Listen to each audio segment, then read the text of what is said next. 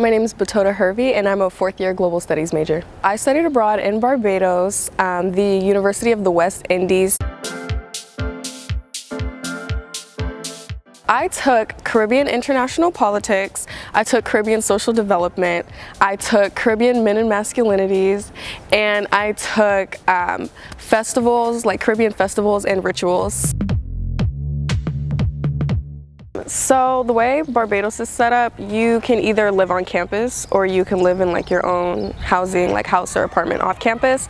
So when you first arrive there, you're pretty much in this like temporary housing situation for about 3 to 4 days tops. And during that time, that's when you actually start looking for housing.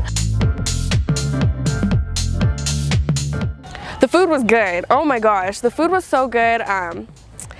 Do you know what's really got me about the food is like you see so much similarities in the food throughout the African diaspora between like soul food and like some Congolese food that I've had. And so like the fact that the staples are like rice and beans, and there's always some type of like seasoned bread, like fish cakes, or like we have macaroni and cheese, but they have a macaroni pie. It was so good. It reminded me a little bit of home, but with like a Caribbean twist. Oh my gosh, plantains. Their fried plantains, I already, I've had fried plantains, but it was just a reminder that they are the best food in the world.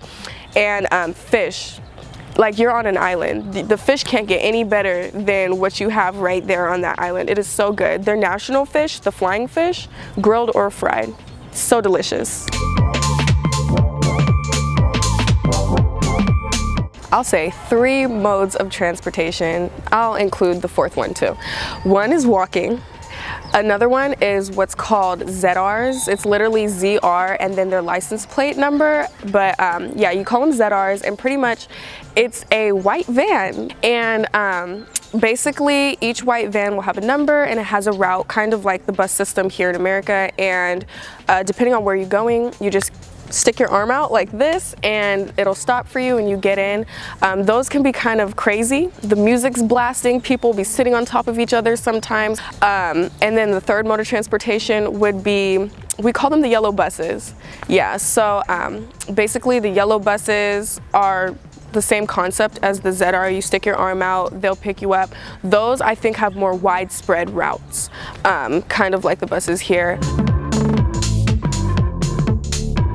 No, there wasn't a language barrier. It's an English-speaking country and it's an English-speaking program. One thing I'll say that I wish I knew was more of like the opportunities to work with faculty. So I don't think I fully understood or accepted the fact that I could genuinely do some type of research or internship out there. And so the faculty are more than willing to work or help you, but you do have to reach out and do it.